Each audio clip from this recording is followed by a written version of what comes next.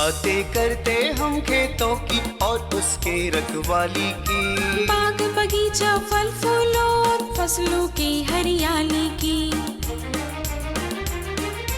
हम बीजों की बातें करते उत्तम जल संसाधन की, हम तकनीकी बातें करते फसलों के उत्पादन की। हर किसान का सपना सच हो जीवन सुखद बनाने को, गाँव-गाँव के हर आंगन का प्यारा सा ये दर्शन। कृषि दर्शन, कृषि दर्शन, कृषि दर्शन, कृषि दर्शन, कृषि दर्शन, कृषि दर्शन, कृषि दर्शन, कृषि दर्शन। नमस्कार, कृषि दर्शन कार्यक्रम के इस अंक में मैं शशिकला स्वागत करती हूँ आप सभी किसान भाई बहनों का। किसान भाइयों, जैसा कि आपको मालूम है कि हमारा ये कार्यक्रम आपके लिए होता है और हम हर बार आपको नई नई जानकारियों से अवगत कराते हैं ताकि आपकी खेती किसानी बेहतर हो सके। कार्यक्रम की शुरुआत हो चुकी है। आइए सबसे पहले कृषि जगत में क्या कुछ चल रहा है नया दिखा देते हैं कृषि समाचार में। नमस्कार, कृषि समाचार में आपका स्वागत है। मैं हूं सोनम गुप्ता। आइए देखते हैं आज कृषि समाचार में क्या है खास। मछली पालकों को केज मरम्मत के लिए अनुदान देने की है योजना। गढ़वा के गौपालकों को पुरस्कृत करने की है योजना। चना के बेहतर उत्पादन के लिए लगाए उन्नत प्रभेद KWR 108। अब समाचार विस्तार से। केज कल्चर विस्तार और सुदृढ़ीकरण योजना के तहत रांची जिला के मत्स्य जीवी सहयोग समिति और समिति के सदस्य अपने टूटे केज की मरम्मत के लिए अनुदान की सुविधा ले सकते हैं। इसकी कुल योजना लागत 1,82,500 रुपए है। सरकार इसमें 90% अनुदान देगी। इस योजना से लाभ लेने के लिए जिला मत्स्य कार्यालय डोरंडा रांची से संपर्क कर सकते हैं। गढ़वा जिला में बछिया पालन में उत्कृष्ट कार्य करने वाले गौपालकों को पुरस्कृत करने की योजना है। इसके लिए प्रगतिशील दूध उत्पादक, दुग्ध मित्र या गौपालक जो उन्नत देसी या संकर नस्ल बछिया पालन कर रहे हैं, वे जिला गव्य विकास कार्यालय में आवेदन दे सकते हैं। इसमें आवेदक को आवेदन के साथ अपना बायोडेटा, सफलता की कहानी के अलावे गौशाला, बछिया और हरा चारा उत्पादन का फोटो भी जमा करना होगा। किसान भाइयों, आप रबी मौसम में सब्जी, दलहन, तिलहन किसी भी फसल की खेती करें, बुआई से पहले बीज उपचार जरूर करें। इसमें सबसे पहले कवकनाशी से, उसके बाद कीटनाशी से और अंत में राइजोबियम कल्चर से बीज उपचार करें। फसल की क्षति के मुख्य 2-3 कारण होते हैं। एक है मिट्टी से जन्म लेने वाले रोग, दूसरा है बीज से जन्म लेने वाले रोग और तीसरा है खड़ी फसल में लगने वाले कीट। रोग व्याधि से बचाव के लिए रोग रोधी अनुशंसित प्रभेद चुनें। साथ ही बीजों को फंजीसाइड यानी फफूंदनाशी दवा से उपचारित करें। कीटों के बचाव के लिए कीट रोधी दवा से बीज उपचार करें। दलहनी फसलों को राइजोबियम कल्चर से बीज उपचार करें। बीज उपचार एक बहुत ही महत्वपूर्ण प्रक्रिया है। जैसे हर बच्चे को पोलियो ड्रॉप की आवश्यकता है, उसी तरह से हर बीज को सुरक्षा कवच की आवश्यकता है। इसके लिए बीज उपचार अगर किसान बंधु करते हैं तो सबसे पहला है कि उनको जो है सही बीज का इस क्षेत्र में अनुशंसित प्रजाति है उसी का चुनाव करना चाहिए। और FIR मेथड, जिसको हम लोग बोलते हैं कि सबसे पहले फंजीसाइड से, दूसरा है कीटनाशक से और तीसरा है राइजोबियम कल्चर से। अगर कोई बंधु जो है अगर बीज उपचार करते हैं तो उनका फसल भी अच्छा होगा, उत्पादन भी अच्छा होगा। रबी दलहनी फसल चना की खेती के लिए जल्द से जल्द बुआई कर लें। झारखंड में चना के बेहतर उत्पादन के लिए उन्नत प्रभेद पूसा 372, KWR 108 या KPG 59 लगाएं। चना की बुआई में 70 से 75 किलोग्राम बीज प्रति हेक्टेयर की दर से लगाएं। चना की बुआई में 70 से 75 किलोग्राम बीज प्रति हेक्टेयर की दर से बोएं। बुआई में कतारों के बीच 30 सेंटीमीटर और पौधों के बीच 10 सेंटीमीटर की दूरी रखें। उन्नत प्रभेदों में KWR 108 और KPG 59 की उत्पादन क्षमता 18 से 20 क्विंटल प्रति हेक्टेयर है, जबकि पूसा 372 की उत्पादन क्षमता 15 से 20 क्विंटल प्रति हेक्टेयर है। चना के ये तीनों उन्नत प्रभेद 130 से 135 दिन में तैयार हो जाते हैं। राज्य के किसान ऊपरी जमीन में सब्जी, दलहन या किसी और फसल की खेती में निकौनी का काम करने के लिए कृषि उपकरण व्हील हो की मदद ले सकते हैं। व्हील हो की कार्य क्षमता 18 से 20 डेसिमल प्रतिदिन है। आज हम जानेंगे प्याज फसल में रासायनिक दवा के बिना कैसे कीट नियंत्रण करें। प्याज फसल में कीट ना लगे, इसके लिए किसान एक आसान उपाय अपना सकते हैं। इसके लिए प्याज फसल लगाने से 30 दिन पहले 250 वर्ग मीटर भूखंड की दर से खेत के चारों ओर मक्का फसल 2 कतारों में लगा दें। इसके बाद मक्का फसल के घेरे के अंदर प्याज लगाएं। फसल में कीटों का प्रवेश नहीं होगा। और अब एक नजर राज्य के 5 प्रमुख शहरों के मौसम के मिजाज पर। आज राज्य के 5 प्रमुख नगरों के अधिकतम और न्यूनतम तापमान कुछ इस प्रकार दर्ज किए गए। रांची का अधिकतम तापमान 27 डिग्री सेल्सियस और न्यूनतम 14 डिग्री सेल्सियस। जमशेदपुर का अधिकतम तापमान 31 डिग्री सेल्सियस और न्यूनतम 22 डिग्री सेल्सियस। मेदिनीनगर का अधिकतम तापमान 29 डिग्री सेल्सियस और न्यूनतम 14 डिग्री सेल्सियस। देवघर का अधिकतम तापमान 31 डिग्री सेल्सियस और न्यूनतम 17 डिग्री सेल्सियस। धनबाद का अधिकतम तापमान 30 डिग्री सेल्सियस और न्यूनतम 22 डिग्री सेल्सियस। कृषि समाचार में आज इतना ही। अगले दिन अगले अंक में फिर मुलाकात होगी कुछ ताजा तरीन खबरों के साथ। तब तक के लिए दीजिए इजाजत। नमस्कार, जोहार। किसान भाइयों, अभी आपने देखा कृषि समाचार, मंडी भाव, साथ ही अगले 24 घंटे के अंदर मौसम के मिजाज को जाना। आइए यहाँ पे लेते एक छोटा सा विराम। कहीं जाइएगा नहीं, विराम में भी आपके लिए संदेश है। बने रहिए आपके अपने कार्यक्रम कृषि दर्शन के साथ। भारत सरकार का हर प्रयास किसानों को दे रहा है एक नई आस। देश के किसानों की खुशहाली और उन्हें आत्मनिर्भर बनाने के लिए भारत सरकार समर्पित है। प्रधानमंत्री श्री नरेंद्र मोदी जी के नेतृत्व में कृषि क्षेत्र में किए गए निरंतर प्रयासों के फलस्वरूप देश खाद्यान्न व बागवानी के क्षेत्र में आत्मनिर्भर हो चुका है और देश में दलहन का उत्पादन भी बढ़ा है। इसी तरह भारत सरकार ने खाद्य तेलों के उत्पादन को बढ़ाने के भी अनेक प्रयास किए हैं। इसी क्रम को आगे बढ़ाते हुए माननीय प्रधानमंत्री श्री नरेंद्र मोदी जी के नेतृत्व में भारत सरकार ने दूरदर्शी निर्णय लेते हुए राष्ट्रीय खाद्य तेल मिशन ऑयल पाम की शुरुआत की है। इस मिशन से देश भर के किसानों को बहुत लाभ मिलेगा। कृषि के पूंजी निवेश में वृद्धि होगी, खाद्य तेल आयात पर देश की निर्भरता कम होगी और रोजगार के नए अवसर पैदा होंगे।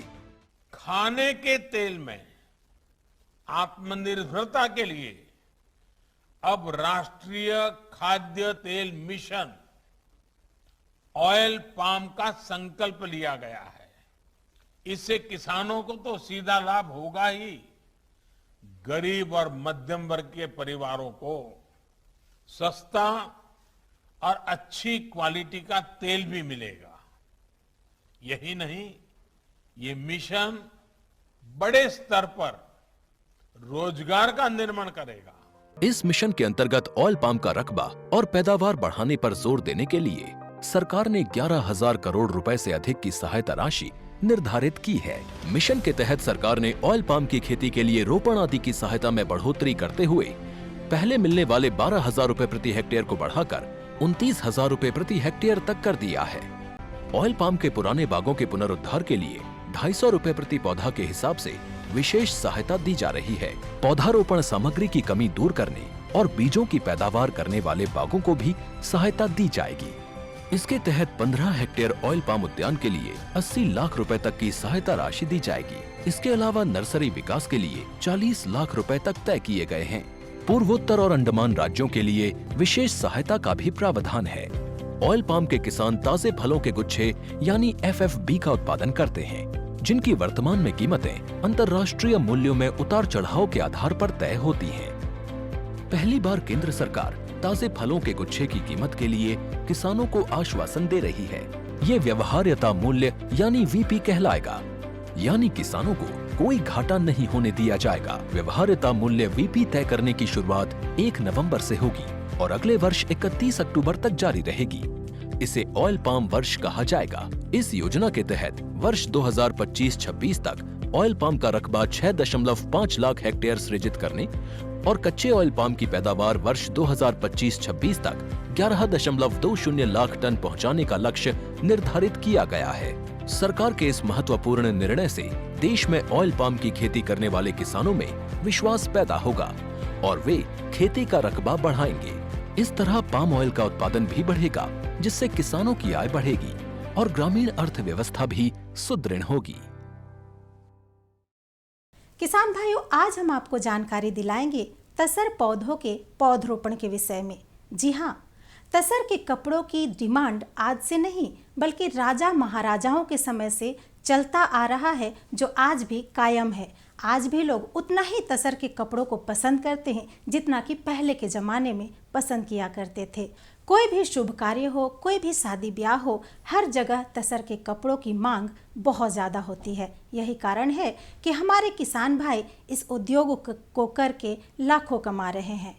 तो किसान भाइयों, हम बात कर रहे थे तसर पौधों के पौधरोपण के विषय में। जी हाँ, इस पौधे को आप कितनी दूरी में लगा सकते हैं, इसकी देखभाल कैसे कर सकते हैं, और क्या आपको ये जानकारी है कि आप इसके साथ कई तरह की समेकित खेती भी कर सकते हैं। तो आइए जानते हैं। तसर सिल्क रेशम का एक प्रकार है जो रेशम कीट के लार्वा द्वारा अपने खोल के रूप में निर्मित कोकून से प्राप्त किया जाता है। अपने झारखंड प्रदेश में तसर की खेती व्यापक पैमाने पर की जाती है। तसर की खेती के लिए कीटों का पालन कुछ चुनिंदा पेड़ों पर ही किया जाता है। आज इसकी खेती के लिए एग्रो फॉरेस्ट्री मॉडल अपनाई जाने लगी है। इसके अंतर्गत पेड़ से पेड़ की दूरी तथा पंक्ति से पंक्ति की दूरी लगभग 8 से 10 फीट रखी जाती है। ऐसे में इस खाली भूमि पर अन्य कृषि फसलों की खेती की काफ़ी संभावनाएं होती हैं। यदि किसान भाई तसर की खेती के साथ साथ अन्य फसलों की खेती करें तो वे अपना मुनाफा बढ़ा सकते हैं। सर, आप हमारे किसान भाइयों को ये बताइए कि जब हम ये तसर की खेती करते हैं उसके साथ साथ अन्य फसलों की कृषि वाली फसलों की खेती कैसे किया? तसर रेशम कृषि करने के लिए एग्रो फॉरेस्ट्री मॉडल से अप्लाई करने से हम लोग को बहुत फ़ायदा हो जाएगा, क्योंकि तसर जो प्लांटेशन है primary host plant Terminalia arjuna और टर्मिनेलिया टोमेटोसा, उसको एक बार आप पैदावार करने के बाद 2 साल से मिनिमम 3 साल के बाद ही आपको फसल आ जाएगा तसर कृषि के लिए, कीट पालन के लिए। उसका अंतर्गत अभी पहले होता था पुराने दिन में 1964 में हमारा संस्थान इस्टेब्लिशमेंट हुआ है। वो टाइम में चलता था 3x3 2x2 प्लांटेशन चलता था। पेड़ का पेड़ अंतर है 2 फीट 3 फीट 4 फीट रिकमेंडेशन करता था। अभी हमारा रिकमेंडेशन क्या है, 6 फीट से लगभग 10 फीट तक हम लोग रिकमेंडेशन दे रहे हैं। आपको पैदावार है ना, वो प्लांटेशन 10 फीट 8 फीट अंतर करने से पेड़ का पेड़ और रो का बीच में 8-10 फीट अंतर करने से पत्ता अच्छा आ जाएगा। पत्ता के साथ साथ जो कृमि कीट पालन के लिए जो मौसम रहता है, माइक्रो क्लाइमेटिक कंडीशन जो बोलता है हम लोग, वो बहुत अच्छा रहता है। रोग मुक्त कीट पालन करने के लिए सुविधा है। किसान भाइयों, तसर सिल्क की मांग आज बाजार में बहुत अधिक है। इस वजह से ये एक लाभकारी व्यवसाय है। इसकी खेती से हम साल में 2 फसल ले सकते हैं। इसकी पहली खेती जून जुलाई के महीने में होती है, जिससे हमें सीड क्रॉप प्राप्त होता है, जिसका इस्तेमाल बीजोत्पादन के लिए किया जाता है। इसी तरह अक्टूबर तथा नवंबर की खेती से हमें कॉमर्शियल क्रॉप प्राप्त होते हैं, जिसका इस्तेमाल सिल्क उत्पादन के लिए किया जाता है।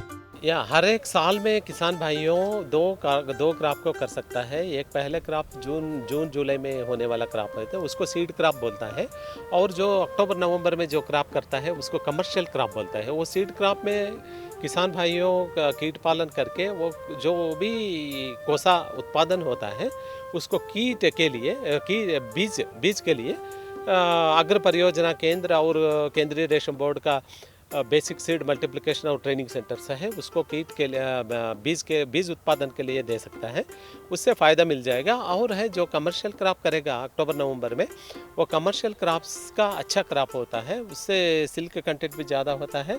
50 से 60 दिन तक टाइम लगेगा रहेंगे। फर्स्ट क्रॉप 45 to 50 डेज का अंतर में वो कोसा बनता है। सेकंड क्रॉप होता है 55 to 60 डेज तक लग जाता है मौसम का ऊपर। मौसम यदि ठंडा ज़्यादा होने से 60 दिन तक भी लग जाएगा। उसके बाद जो कोसा उत्पादन होता है उसको कमर्शियल क्रॉप बोलता है हम लोग, क्योंकि उसमें जो अक्टूबर नवंबर में जो ककून बनता है उसमें सिल्क कंटेंट ज़्यादा रहता है।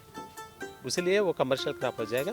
और हर एक कोसा का दाम आजकल 5 रुपया तक है, पहले हो जाता था 2 रुपया 3 रुपया हो जाता था। अभी हम लोग ने रॉ मटेरियल बैंक से हम लोग एक मिनिमम सपोर्ट प्राइस फिक्स किया गया है, तो 5 रुपये से कम कोई किसान अपने उत्पादन को नहीं बेचना है। वो इसका कोई सपोर्ट चाहिए तो हमारा रॉ मटेरियल बैंक चाईबासा को संपर्क कर सकता है। हमारा अधिकारियों उधर कर्मचारियों जो है रॉ मटेरियल बैंक में, वो लोग कोसा खरीद के हम लोग रीलर को हम लोग सप्लाई करेंगे। मिनिमम सपोर्ट प्राइस वो देना चाहता है। और हमारा वस्त्र मंत्रालय भारत सरकार ने 2023-24 के लिए 3200 मीट्रिक टन का कच्चा रेशम उत्पादन के लिए लक्ष्य रखा गया है। उसमें 2250 मीट्रिक टन केवल हमारा झारखंड स्टेट से ही उत्पादन है, ताकि आपका 70% ऑफ कंट्री प्रोडक्टिविटी झारखंड से उत्पादन होता है। ये झारखंड स्टेट में हमारा 2.2 लाख का किसान इसमें टसार के क्षेत्र से लगे रहे हैं। टसर कीट पालन के लिए बहुत अच्छा पेड़ है टर्मिनेलिया टोमेंटोसा और टर्मिनेलिया अर्जुना। ये जो पेड़ है टर्मिनेलिया टोमेंटोसा बोलता है, इसको आसन बोलता है, ये आसन बोलता है। और टर्मिनेलिया अर्जुना अर्जुन बोलता है। अर्जुन और आसन पेड़ बहुत ये अच्छा है। इसके अलावा और बेर भी होता है और लॉजिस्टोमिया स्पेशियोसा भी है। लॉजिस्टोमिया का स्पेशियोसा जो आइडेंटिफाई किया गया है हम लोग, उसको कीट पालन करने के पहले 45 डेज में प्रूनिंग करना है।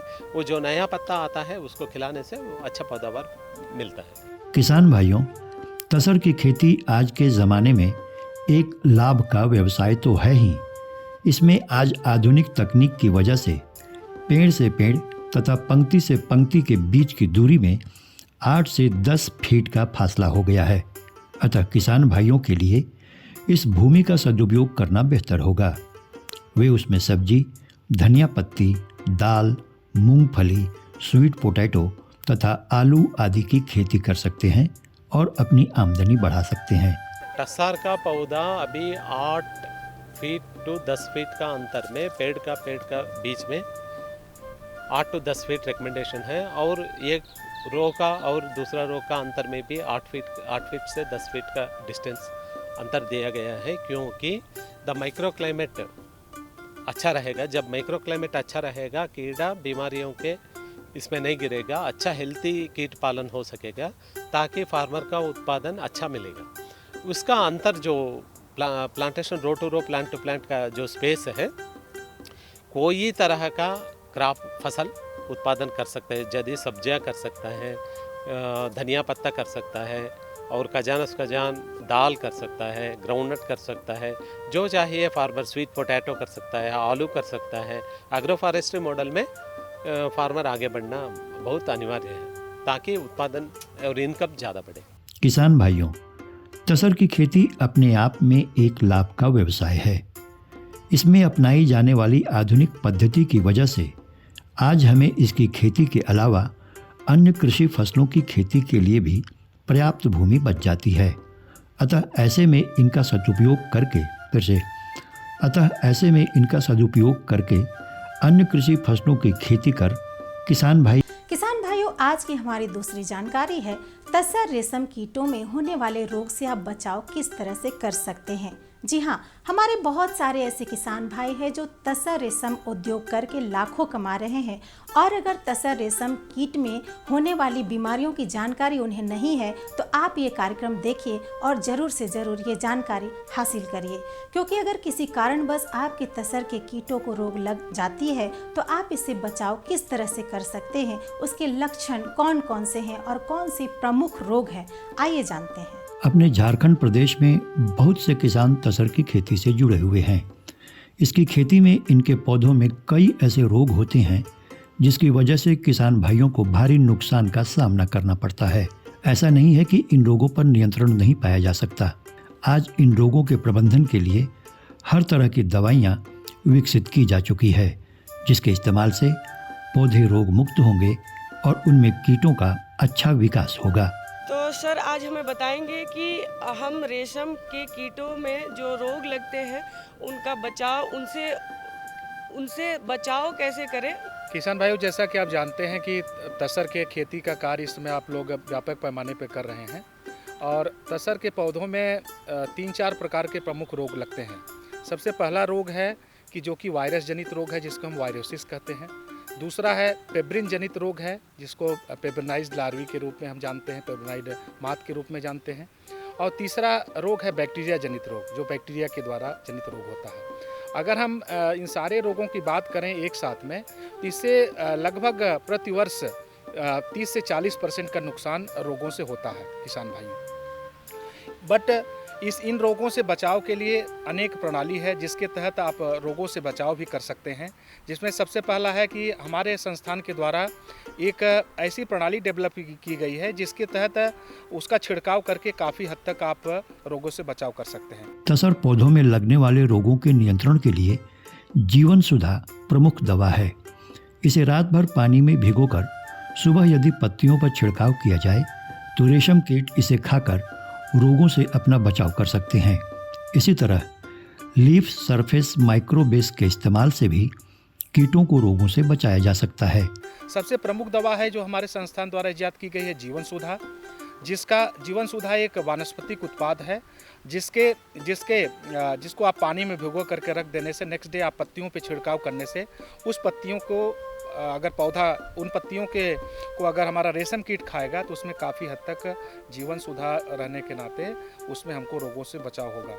तीसरा एक प्रमुख रोग है जो पेब्रिन रोग है, जिससे प्रत्येक वर्ष काफ़ी मात्रा में कीटों को नुकसान पहुंचती हैं और 20 से 25% का नुकसान इस पेब्रिन रोग से हो जाता है। इसकी एक विधि है कि हम माइक्रोस्कोप से सबसे पहले जांच करते हैं मादा तितली को या लार्वा से टिश्यू लेकर के उसको माइक्रोस्कोप में देखते हैं। अगर उसमें रोग है तो उसमें हमको चावल के दाने के तरह छोटे छोटे कीटाणु नज़र आते हैं। तो ऐसी दशा में उसको हम लोग सीड के प्रिपरेशन के लिए ऐसा लार्वा, ऐसी तितली जहाँ पे ये रोग दिखाई पड़ रहे हैं, उसको हम सीड के प्रिपरेशन के लिए उसका उपयोग नहीं करेंगे। केवल रेशम के वस्त्र बनाने के लिए ऐसे लार्वा को या ऐसे कोकून का उपयोग हम करेंगे। आगे आने वाले दिनों में अगर आप देखेंगे किसान भाइयों, हम लोग क्या करते हैं कि रेयरिंग का काम अभी व्यापक तौर पे आपके प्रक्षेत्र में चल रहा है। रेयरिंग के उपरांत हम लोग फील्ड का डिसइंफेक्शन नहीं करते हैं, जबकि हमारे संस्थान द्वारा रिकमेंडेड है कि आप जो भी आपका रेयरिंग प्रक्षेत्र है जहां आप कीट पालन का कार्य वर्तमान में कर रहे हैं, कोसा उत्पादन के उपरांत उस प्रक्षेत्र में आप निश्चित तौर पे 9 भाग चूना और 1 भाग ब्लीचिंग पाउडर ले करके उसको आपस में मिला लें और मिलाने के बाद उसके नीचे प्रक्षेत्र में निचले स्तर पे ज़मीन पे आप इसका छिड़काव करें, क्योंकि अगर ये रोग वहाँ पे प्रक्षेत्र में मौजूद रहेंगे तो आने वाले क्रॉप में अगले साल जब आप कीट पालन करेंगे तो उस समय पे भी रोगों की संभावना काफ़ी बढ़ जाएगी और आपको काफ़ी नुकसान होगा। किसान भाइयों, कीट जब वायरस जनित रोगों से प्रभावित होता है तो वे उल्टे लटक जाते हैं और धीरे धीरे उनकी मृत्यु हो जाती है। ऐसी स्थिति में मृत कीटों को किसी अन्य स्थान पर गड्ढा खोदकर ब्लीचिंग पाउडर तथा चूना डालकर उसे ढक देने की जरूरत होती है। जो हमारे पास वायरस के जो रोग लगते हैं तसर कीट में, इसका सही अवस्था होती है 5वीं अवस्था के जब कीट आते हैं तो हमको इसको प्रायः लक्षण इसके बहुत भारी मात्रा में दिखाई पड़ते हैं। तो जिसका मुख्य लक्षण है कि कीड़ा उल्टे लटक जाता है और लटकने के बाद धीरे धीरे वो उसका शरीर जो है मृत हो जाता है। तो ऐसी अवस्था में हम क्या करें, जब भी कीट पालन प्रक्षेत्र में जाएँ तो वहाँ पर हम कीटों को, ऐसे मृत प्राय कीटों को वहाँ से हटा करके अन्यत्र स्थान पर ले जा करके उसको लगभग 1 से 1.5 फीट का गड्ढा खोद करके उसमें ब्लीचिंग पाउडर और चूना डाल करके उसको ढक दें। दूसरा एक हम और प्रिकॉशन ले सकते हैं कि जब भी कीट पालन प्रक्षेत्र में जा रहे हैं, अगर पेब्रिन से ग्रसित कोई कीट है, उसके स्किन के ऊपर, उसके चमड़ी के ऊपर आप देखेंगे कीट के आपको छोटे छोटे स्पॉट्स दिखाई पड़ेंगे ब्लैक कलर के। तो ऐसे काले स्पॉट्स अगर दिखाई पड़ते हैं तो इसका मतलब है कि उसमें पेब्रिन से जनित रोग हो गया है। ऐसे कीड़ों को वहाँ से हटा दें, क्योंकि अगर वहाँ पर रहेंगे तो दूसरे कीटों में भी वो बीमारी फैलने की संभावना रहेगी। किसान भाइयों, इन सब के अलावा रोग प्रबंधन के लिए कुछ बातों पर विशेष रूप से ध्यान देने की आवश्यकता होती है। जैसे मृत कीटों को हटाने के बाद साबुन से हाथ धोना चाहिए। फिर कीट पालन प्रक्षेत्र में हर 2 से 3 दिन के बाद ब्लीचिंग पाउडर तथा चूने का इस्तेमाल करना चाहिए। इसके अलावा कीटों के स्थानांतरण के समय भी ब्लीचिंग पाउडर, चूना तथा हल्दी के घोल का छिड़काव पत्तियों पर करना चाहिए। रोगों को बचाव के लिए सबसे प्रमुख जरूरी है कि जब भी हम कीट पालन प्रक्षेत्र में जाएं तो सबसे पहले क्या है कि हम उसकी देख रेख करें। अगर कोई मृत कीट दिखाई पड़ रहा है तो उसको तत्काल वहां से हटा दें, और कीट को कलेक्शन के समय जब वहां से हटा रहे हैं, इसके बाद हटाने के उपरांत हम अपने साबुन से अच्छी तरह से हाथ धुल लें, नहीं तो दूसरे कीट में संभावना बढ़ती है। दूसरा प्रबंधन की बात हम करते हैं तो क्या करें कि हम कीट पालन प्रक्षेत्र में लगभग 2 से 3 दिन के अंतराल पे ब्लीचिंग पाउडर और चूना का छिड़काव करते रहें, जिसमें 9 भाग हमारा चूना रहेगा, 1 भाग ब्लीचिंग पाउडर रहेगा।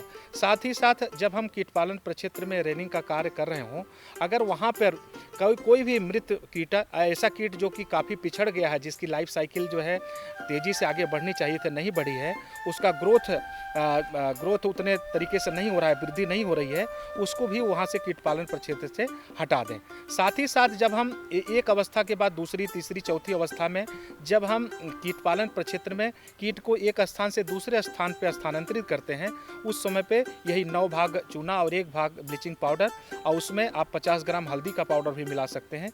मिला करके इसका छिड़काव उसकी पत्तियों पे करें।